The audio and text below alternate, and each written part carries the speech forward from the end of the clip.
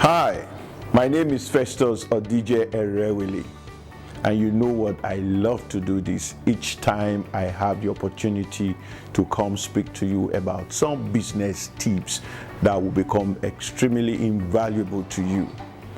And like I have come to understand, many people are getting very good lessons from this channel, and it excites me a whole lot. I love the feedback, I love the comments, and I love every single thing that you have said and done. We've been opportune to go to businesses and restructure businesses. We've gone for speaking seminar, we've gone for motivational talks, and I'm excited and I'm happy that you're enjoying every bit of what we do on this channel.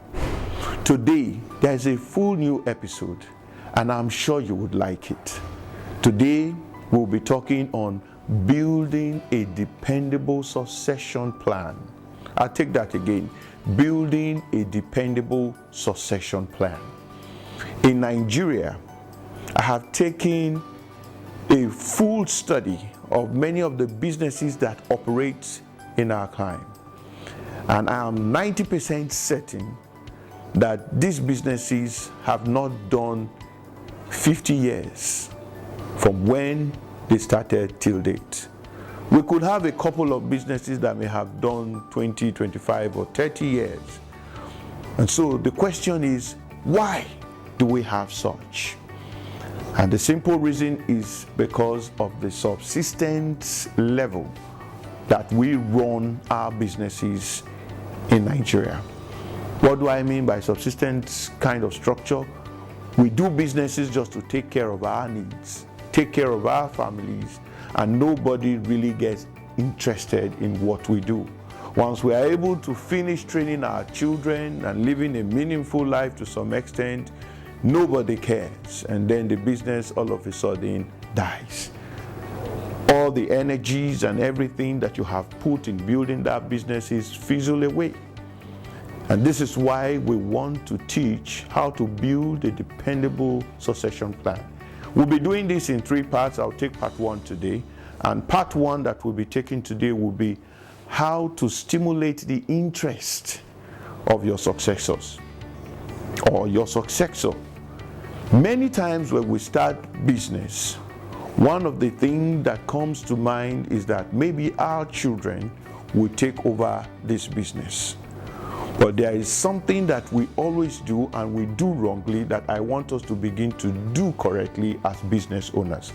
So if you want to stimulate the interest of people, do not complain too much about what you do, because your children or those around you, they are actually watching your body language.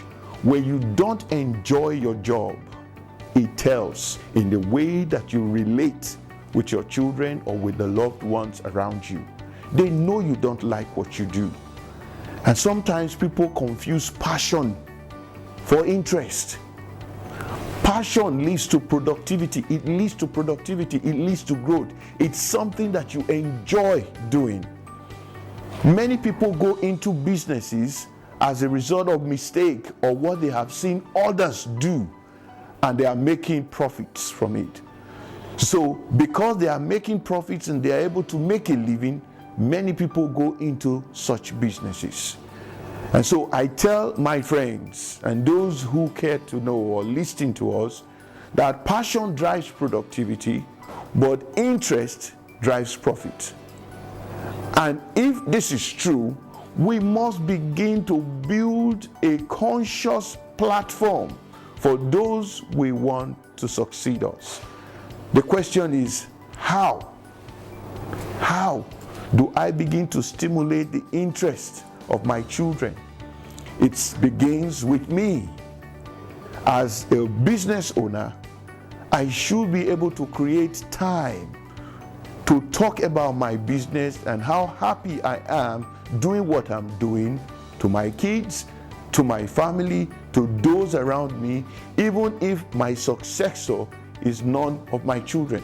They need to see the glees, they need to see the happiness. I say nice things. So it's a conscious thing for every business owner to begin to learn how to say nice things about what they do and begin to stimulate that interest from the very beginning. When you begin to ask questions to your loved ones, how do you see what I do? They begin to get interested because they are contributing to what you do. When there are successes, be happy and share it. Let them feel you. Most of the time, people hate what their daddies or their mommy do, especially when it draws them away from the family. So one way to build a good stimulant for those who will succeed you is to be close to family. Don't take your life away from them. Enjoy life. Let them see that you are happy doing what you love. Let them be able to be a part of what you love. And when there are issues, do not take it on the loved ones. Do not make them feel bad. Do not bring a complete disconnect, because when they do, they begin to dislike what you do. I remember one of my friends, when he went home and he asked his son, we were just gisting, and he asked his son, I said, I'm sure you want to be a banker like daddy. And the boy, the 9-year-old boy, looked at everyone, looked at his daddy and said, Daddy, why? I said, don't you want to be a banker like your dad? And he says, no. And that was a big no. And people asked, why? Junior, why? And he says, because we never get to see daddy. I want to do a job that I'll be able to see people around me. And that was big. It means the boy already had a dislike for what his father was doing. And so we must create family time. There are many bankers that have created bankers out of their children. And there are many production engineers and different kinds of, vocations that have created successors because they were able to transmit the love of what they do to their loved ones or to their successors. In the part 2 of this edition, we'll be talking on how to get your successors involved towards the succession plan. Now, if what you just learned makes sense to you and you think you like it, why don't you subscribe?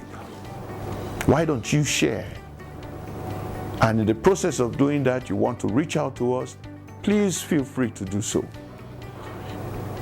You can go to any of my handles. On Instagram, it's Erewele Festus. On Facebook, it's Festus or DJ Erewele. Inbox me. Tell me how you feel and tell me what you want us to do for you and your business. Until next week, keep